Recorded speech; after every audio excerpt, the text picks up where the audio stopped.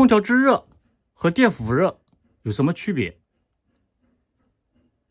很多人不知道或者理解错了，其实区别还是挺大的。现在我来告诉你它们的不同之处。比如我们来看一下这个格力空调，这是格力空调遥控器。比如我们平时打开开关，然后按一下这个模式键，直接调到制热。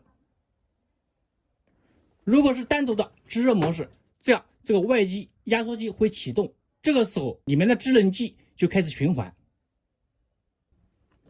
然后这个内机里面蒸发器、铜管、铝片就会发热，然后通过里面的风轮把这个热风就吹出来了。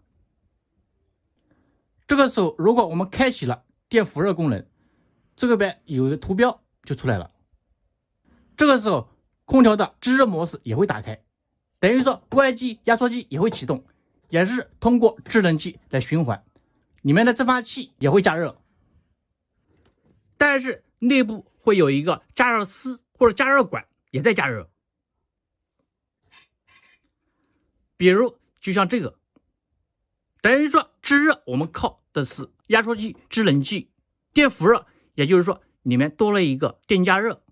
这样我们吹出来的制热效果会更好。所以说通过电辅热这个名称就大概的知道了，就是说通过这个加热丝来帮助空调起到一个更热的作用。但是多了个加热丝，制热效果是更好了，不过它的耗电量也会增加。比如这个名牌上面就有写了，